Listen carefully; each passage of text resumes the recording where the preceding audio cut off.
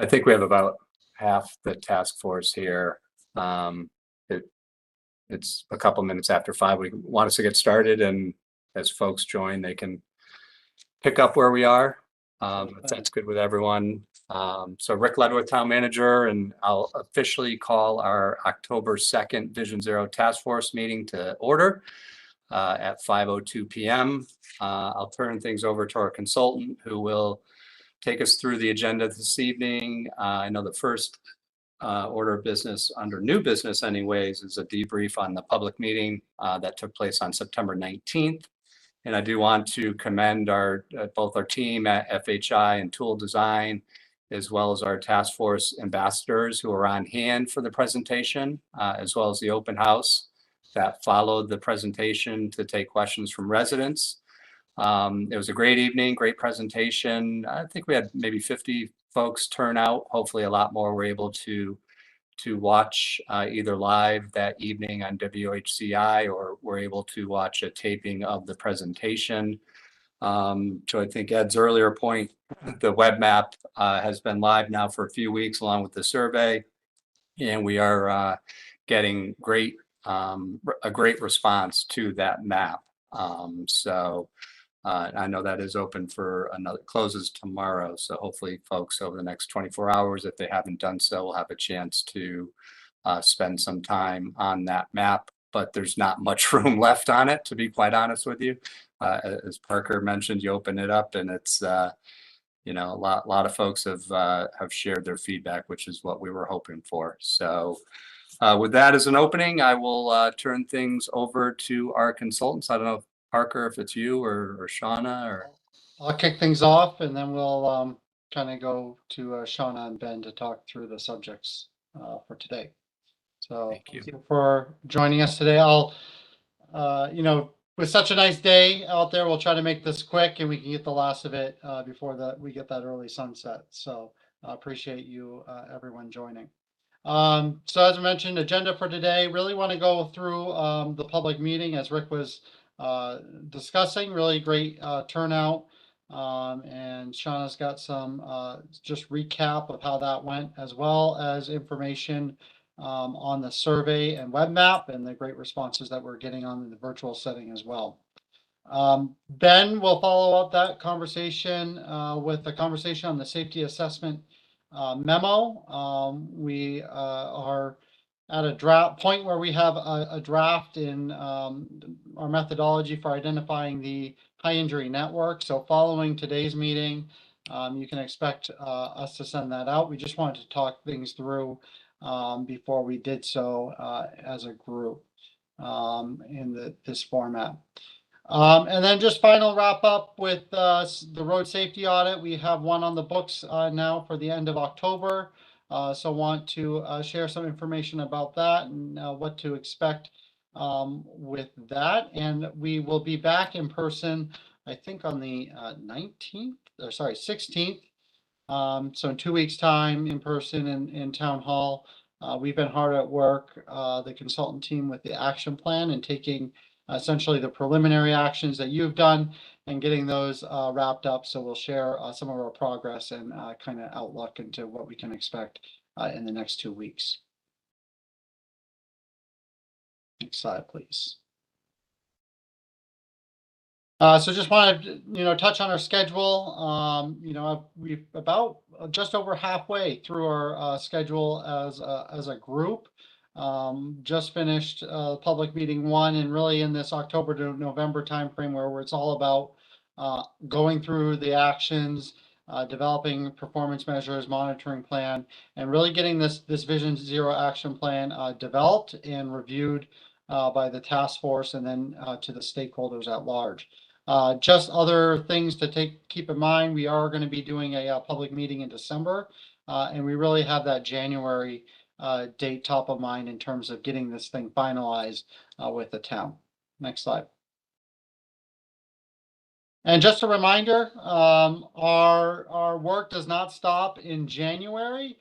We've been really in the first three rows here, from adopting Vision Zero to engagement and doing all the research on our part and developing this action plan. But really, that's just the beginning of the work. We know that this is going to kick off an iterative process where this is really going to be a living document as we go forward, monitoring and adjusting this plan as we're making sure that we are on track to achieve the goals as set forth by the action plan. So just keeping that top of mind, that even though we have January circled as our project team for delivery of an action plan, that the work really doesn't stop there. So with that, I want to kick it over to Shauna to talk through the public meeting recap. Great. Thank you, Parker. And as Rick mentioned at the top of our meeting, we had a successful first public meeting a couple weeks ago on September 19th at Town Hall. I want to thank all of the all of the task force members who came out on that night, and especially a couple of ambassadors who helped manage the event and just were able to serve as liaisons and provide information to the public. And I just want to extend my thanks especially to Renee and Sandy and Jay. So thank you. And thank you to all who were able to make it. And we understand you have busy lives and you guys have given a lot of your time and energy to this process so far. So all good if it didn't fit into your schedule. At our count, we thought there were about 30 members of the public joining our task force, as well as the media was there and some other town staff. There was a good showing of folks from the police department and other town departments. So that was really great. The way that we conducted the meeting, we had a sign-in sheet and a welcome table. Renee and I staffed a survey table. People were able to kind of mill about at the beginning, and then Adam and Parker did a formal presentation along with our colleague Michael Ahlen, who has been working very hard behind the scenes on this project.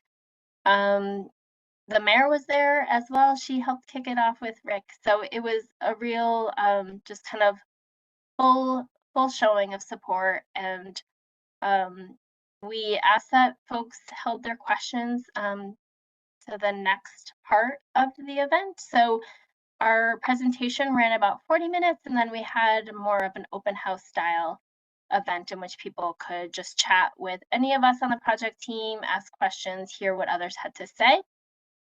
And that was a really productive use of everyone's time. I just want to report back on some general things that we heard. The feedback was gathered from both our team as well as town staff and some of those ambassadors I mentioned. So there's generally a great amount of support. People are happy that the town is doing this initiative, and they are encouraging of, bringing in education, enforcement, policy changes, and infrastructure changes to make our roadways safer. There is an acknowledged need for a cultural change.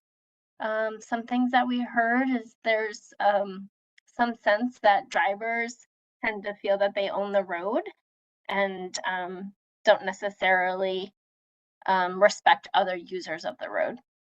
And then there was another statement that there seems to be a low awareness that our town has 2 school speed zones. Those are located on Sedgwick Road, right around Sedgwick Middle School, and then on King Philip Road, around King Philip Middle School. So that is something for us to take into consideration as we move forward. We also heard some differing views on the high injury network. Some people expressed surprise that certain roads or roadway segments were not included on the high injury network, and others expressed satisfaction with the findings. So we take all of that into account, and it's just always kind of good to get that gut check with the public and just say, hey, this is what our analysis has yielded. You know, how does this sit with you all? There was also some stated concern about cut-through traffic in neighborhoods, as well as traffic that will be generated from the new developments that are happening in town.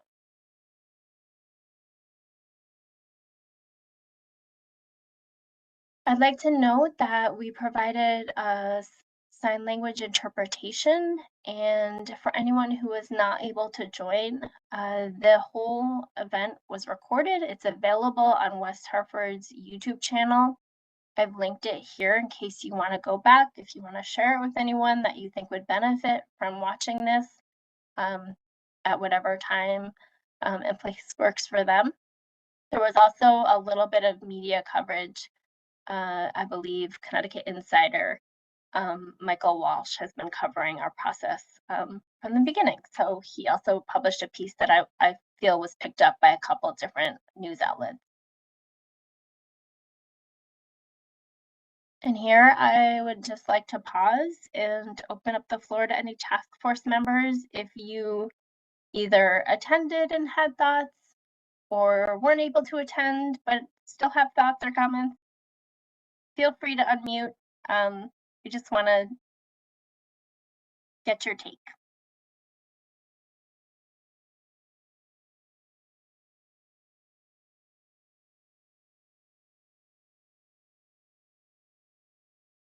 Anybody?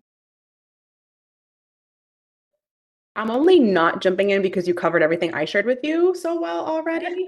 So I just don't have anything additional to add. I think you summed it all up very nicely. Thanks, Sandy.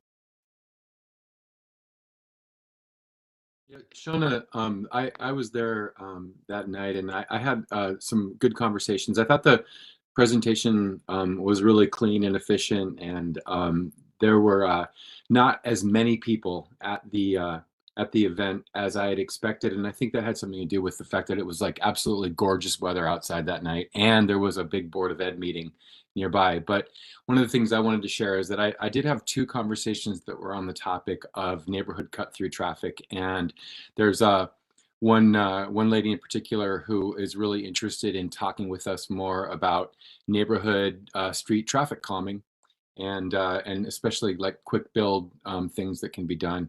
I thought it was a good evening. I wish more people would have been there. But I think it wasn't anybody's fault on the publicity side. I think it just turned out to be a beautiful night, and maybe it wasn't, the first choice for folks. Thanks. Thanks, Jay. Good point. I agree. I thought there was a pretty good showing, and I appreciated that I saw a bunch of new faces. Sure, it would have been nice to have a couple more rows filled, but I think we got some valuable feedback and agreed it's really hard to contend with those last few sunny, warm nights as we get into the fall. So cool. Anyone else? Any questions from anyone who wasn't able to join? Okay, I don't see any hands or anyone unmuting, so I will carry on. Now I'm going to go over where we stand with the survey and the webmap status. For those who joined at the top of the hour, you might have heard Ed mention that he opened the webmap recently and he couldn't even see the town because it's filled with pins and ideas and places where people feel safe and unsafe. So we're super excited. We will be closing our web map and our survey tomorrow, Tuesday, October 3rd at 4 p.m.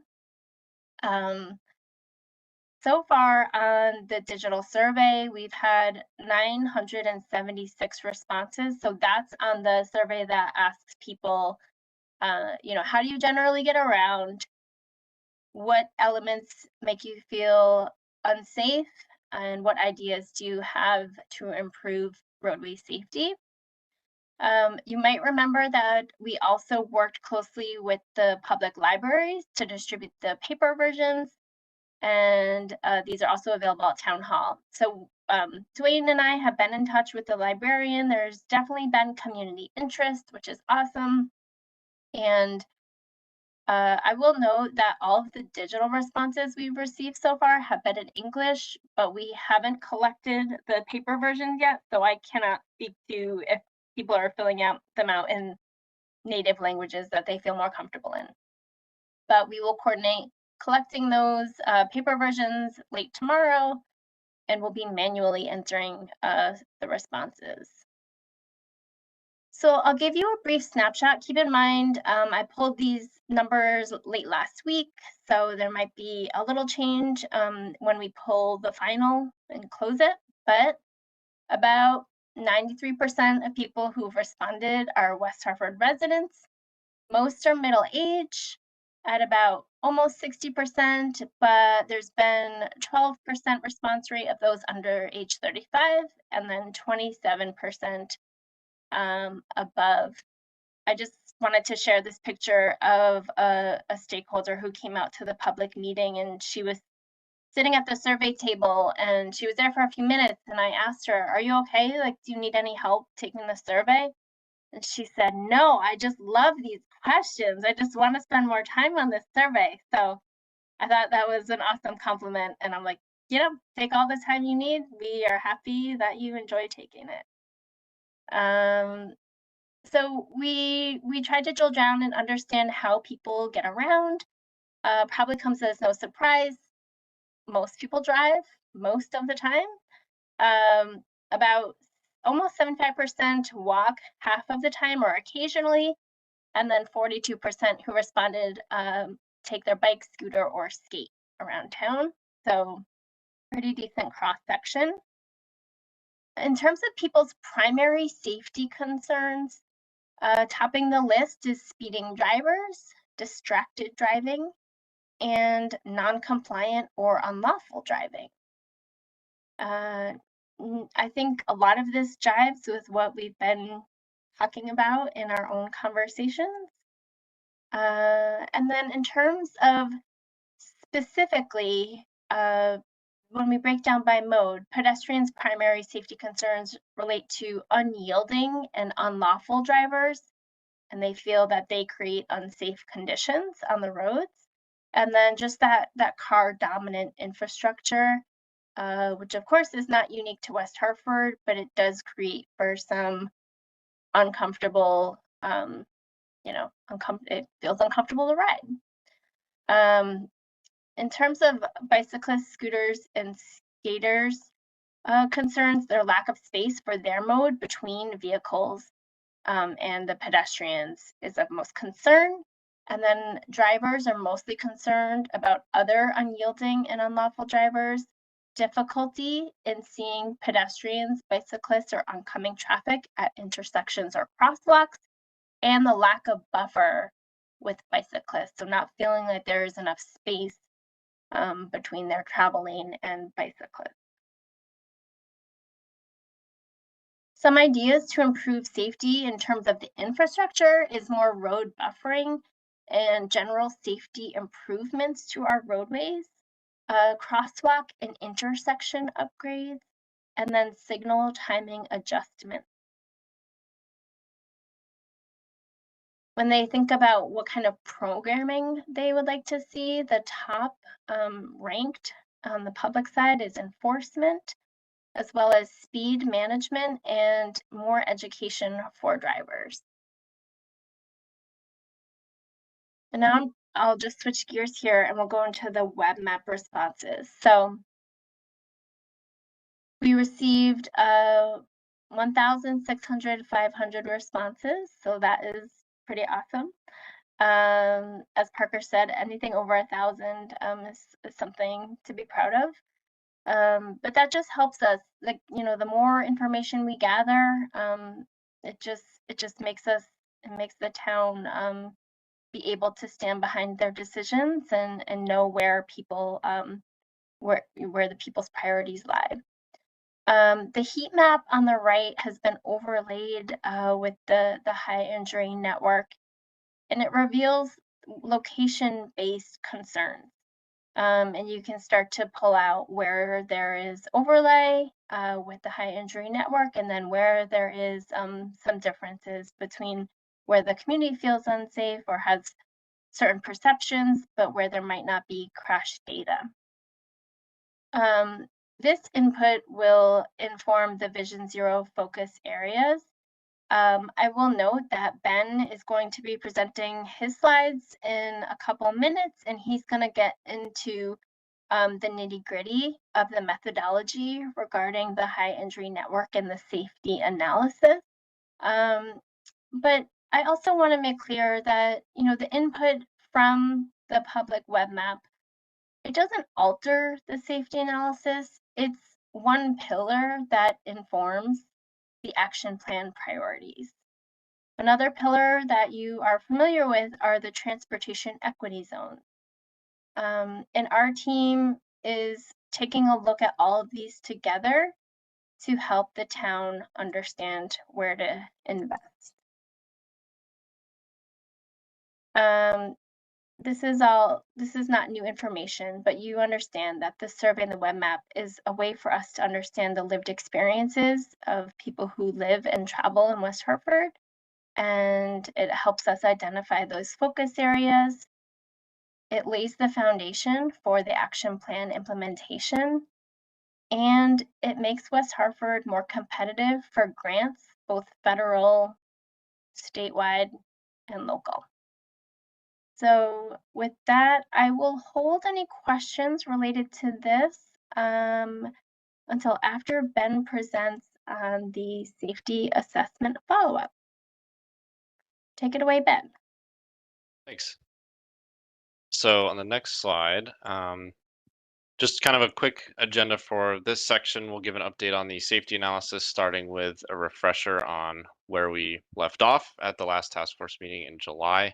We'll talk through some of the refinements we've made to the high injury network methodology and show what the updated map looks like, and then get into how this fits into the Vision Zero focus areas and the safety assessment memo, which goes into more detail on the methodology, as Shauna mentioned. And then we'll leave some time for Q&A. So this slide we looked at previously at the July meeting, and this was also shown during the public meeting. This won't go into much detail here, but this just shows the 6 analyses that go into the creation of the high injury network using both the crash data and the predictive analyses. Then on the next page, so since we showed our preliminary results at the last task force meeting, we made some refinements to the methodology. And so on the right side, that's the updated map, shown kind of how we've shown it previously. The blue roads are town roads and the orange are state roads, but those are all collectively part of the high injury network. And so just a few notes on some of the refinement that we made to the methodology here. So one is establishing a target length, so a kind of total combined length of 20 miles. And the idea here is that this is a manageable target to focus on priority recommendations over the lifespan of the action plan. One other thing to note is that the high injury network only includes areas where there's a trend of injury crashes. So if there were 2 or more injury crashes in any mode, those are places that are kind of eligible to be part of the high injury network. So really focusing on where there's an established trend. And then to actually get to that 20-mile target, we took the results of those 6 different analyses shown on the previous slide, and then took any road segment that is in the top 60% of any of the 6 analyses. And the reason for that is that we tested some different thresholds there. And selecting above 60%, that's what gets us to that kind of 20-mile target. One other thing to note, so we also looked at intersection crashes specifically, but we found that there weren't any intersections that were scoring very highly that were outside of what we're already capturing as part of this high injury network. And as we mentioned, there will be more detail in the safety assessment memo about this kind of specific methodology. Then on the next slide, yeah, so this is our kind of updated top line statistic based on the revised methodology and quality checks on the crash data. So 56% of fatal and serious injury crashes on 9% of roadways. So that's that kind of 20-mile high injury network. And so just to clarify here, the goal is not necessarily to include all fatal and serious injury crashes. Really, it's trying to capture a majority of these crashes without including so many streets that it kind of reduces focus on the streets with the most severe crash history. And so this is consistent with Vision Zero best practices used in other cities to create high injury networks. Then on the next page, so this map helps illustrate this a bit. So the blue lines here, those are the high injury network based on the refined methodology. The red squares and dots, those are fatal and serious injury crashes. And then the smaller black dots, those are locations of crashes resulting in another injury, so less severe injuries. And this is across all modes. And so, one thing to point out, some of the fatal and serious injury crashes are in places where there just are not very many other injury crashes around. And so kind of really the idea is just to capture where there's that documented trend of injury crashes based on the crash data that we have. Then on the next slide, so just to walk through some of the key differences in this updated version, again, based on the refined methodology.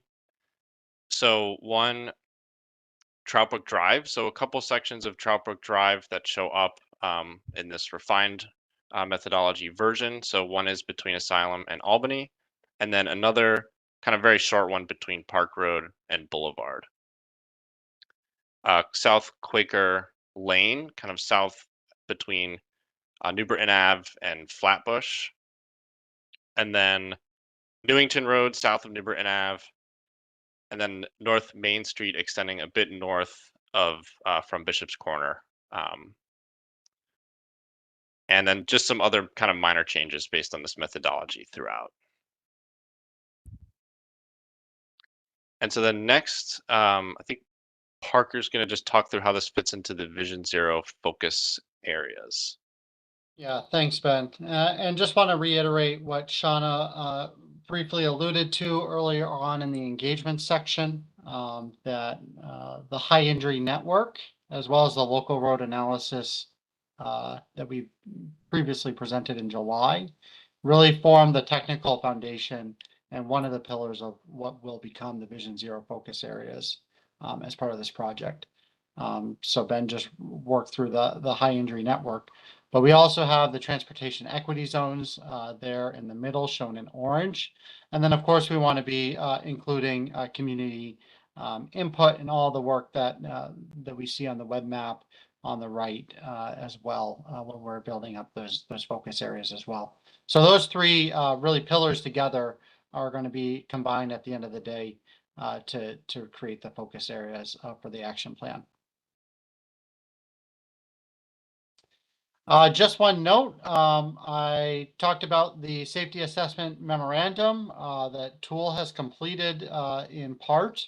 So to date, they have completed some of the top line summaries that we've already discussed at prior meetings, and really review on the high injury network, how it was created, and some of the statistics for the high injury network itself. So it looks like the picture on the right here. We're going to provide this to the task force after this meeting. But one thing I want to note, It's not yet complete. The tool team is still working hard on 3 additional items, which you'll see like section holds in the body of the text, taking a look at contributing factor analyses and all the metadata that we have for each of the crashes. The high injury network facility recommendations. So for 10 of the corridors that we've already identified, actually identifying infrastructure that would be applicable to each of these corridors, and then finalizing the local road crash analysis. So you'll see some of those holds in that memo when we pass that via email to the task force. So we're just asking if you have any comments that you can email those by the end of next week, October the 13th. That's Friday the 13th. And we're certainly welcome to engage in that conversation, and we look forward to talking this through and getting this thing finalized and on its way. So we will be incorporating this. Really, it's going to be an appendix to the action plan itself, kind of in this holistic form. All right, so we'll pause there if there's any questions on either the safety assessment or some of the public meeting and survey stuff that we were talking about earlier.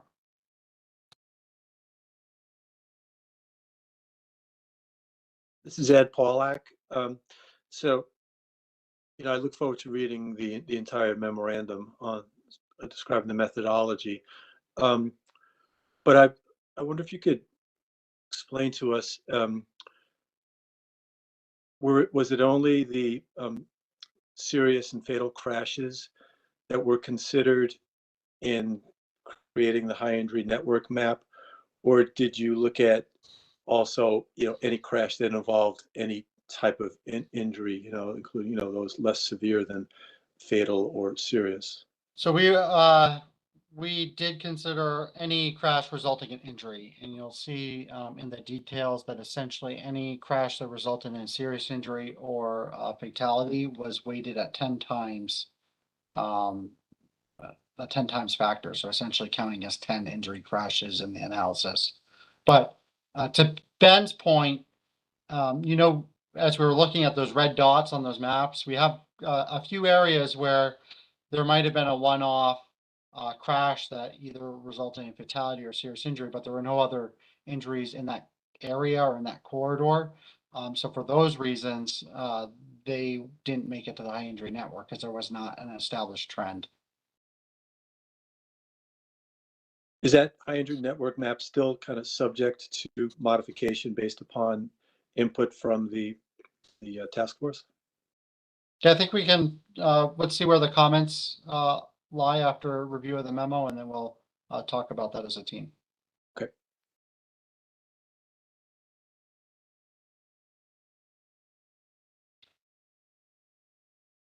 The other thing that will be coming out, so you can review this in tandem, and just a preview for our next section, is some of the revised actions from the project team as well next week. So you'll see that many of the actions might be things that are townwide and not necessarily specific to the high injury network or the focus areas. Any other questions?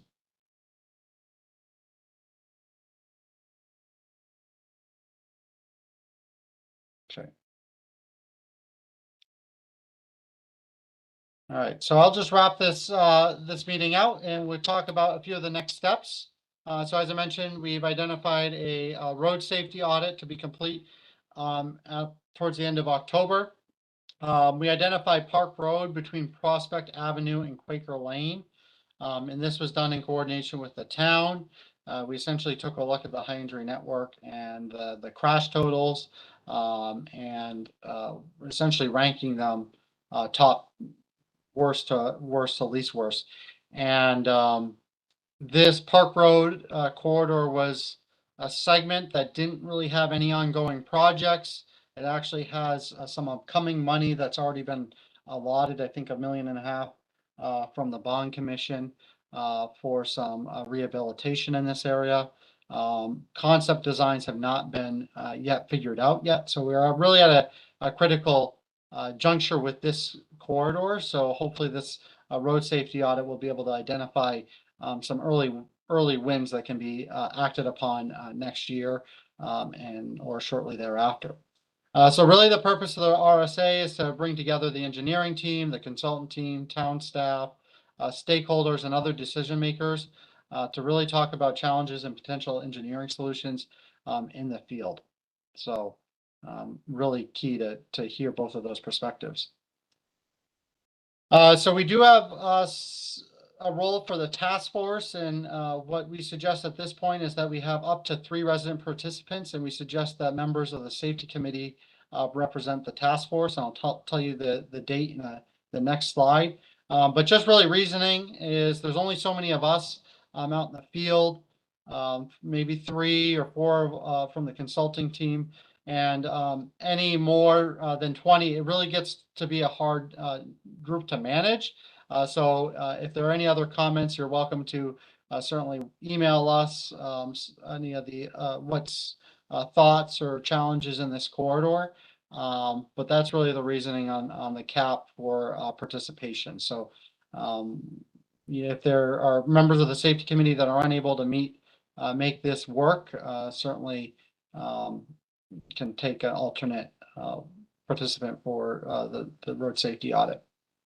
And then really following this RSA, we'll be drafting up a report, documenting existing conditions, some of the photos, and then suggested recommendations. And we're really interested in anything from short to long-term recommendations for this area, especially knowing that money's kind of in the pipeline. That really helps us get these things moving. So the date for the RSA will be the second line here, the actual RSA, Tuesday, October 24th. That'll be from 1 to 4 p.m. in the afternoon.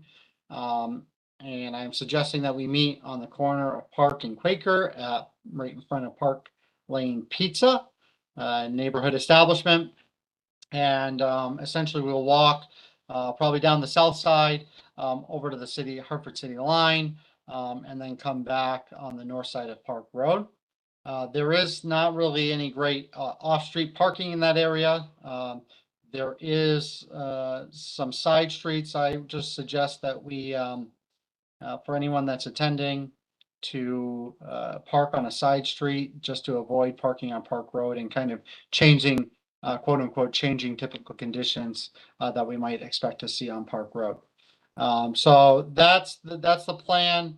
We're not going to do any RSVPs or anything, but short of any rain delays, we'll have to figure out any alternates. Pre-RSA, we do that virtually. We're going to do that in the afternoon of Monday, October 23rd, 1 to 2 p.m. That might be a WebEx or Teams meeting with the group. And we're just going to gather, talk about expectations for the RSA, some of the safety considerations on the field. And we do quite a bit of homework ourselves looking at what's happening out there in terms of crash history. I'll take a look at the web map and see what things people are talking about in the field to kind of set the stage before we even get out there as a group. So those are key dates to mark in your calendar that we will be working towards in the weeks ahead. Finally, just an update on where we are with the draft action plan update. First of all, kudos to the task force. You gave us a great framework for which to work and build off of. I've been involved, especially on the engineering side, and much of our work has been kind of consolidation amongst the various different themes and clarity and that sort of thing, as well as adding our own suggested actions.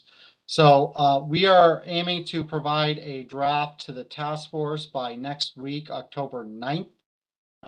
And just to clarify what you can expect in that draft, it's going to look fairly similar to the format of what the committees worked on and what you gave to us, in the way that it's essentially strategies and actions, subset under strategies. And it will look like it's in text form, but we're ultimately going to be translating this content and these actions to the tabular form and talk about implementation and all that good stuff. So we're really just trying to get buy-in on the actions themselves before we run down that road, filling out all the other details. So just in terms of feedback, this is really going to be the content for our next in-person meeting on October 16th at Town Hall. So no need to necessarily email us, but just save your comments and discussion for the 16th, and we'll reserve time for that conversation at Town Hall in 2 weeks' time. And then finally, just want to wrap up on next steps and some of the key dates. Next slide. So Sean already mentioned that tomorrow the web map and survey are closing. So if you have any final thoughts for either of those, please get those in. Our safety assessment, we'll pass that out either after this meeting or tomorrow, and we'll ask for comments via email by the end of next week, Friday, October 13th. On Monday, October 16th, we're meeting in person, room 400, our normal spot, 5 to 7 p.m. And then we're working just as a project team in the background to conduct stakeholder interviews with various town departments. And then ultimately in December, our second and final public meeting for the Vision Zero Action Plan on December 6th. And we are still working to secure a final time in Rome. So stay tuned for more information. Any other, before I turn it over to comment from the task force, anything I missed from the project team or the town?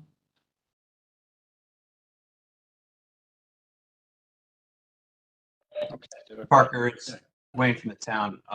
We're going to need to update the web page, especially with the survey and interactive map being concluded.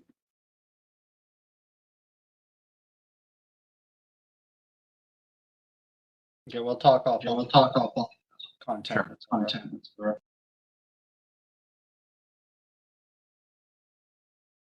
And then if you go to the public comment slide, what we'll do, we'll just open it up to anyone on the call. It is a public meeting, so always reiterate that, and I'll just open it up if you want to unmute, and we can have some discussion.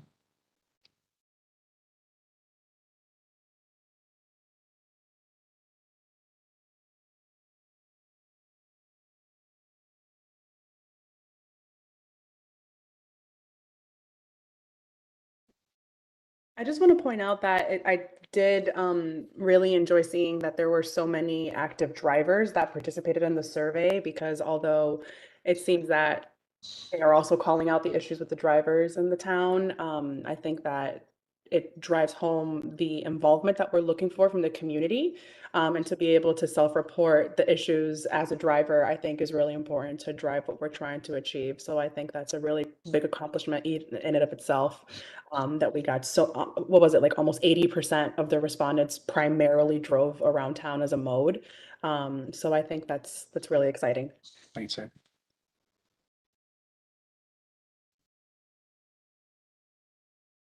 Ed Pollack here, if I might just add something quickly.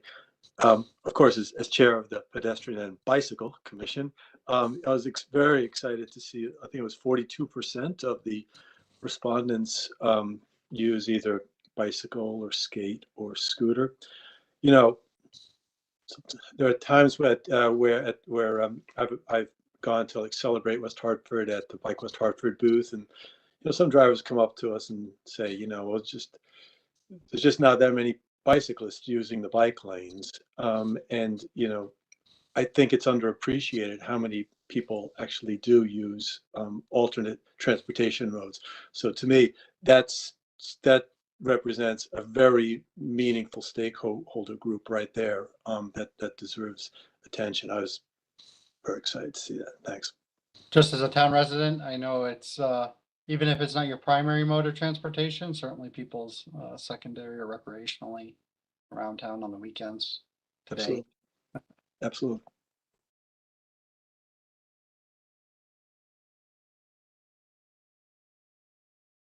All right. Really appreciate everyone jumping on, even with the weather so nice. So hopefully get out, and I think we got 44 minutes of sunlight left. So really appreciate it. Feel free, as always, to send us an email and look out for many of those things coming your way as well. So I really appreciate it. Thank you. Thank you, everyone. Thanks, Thanks, Parker. Have a good night, everyone. Bye. Have a good night, everyone.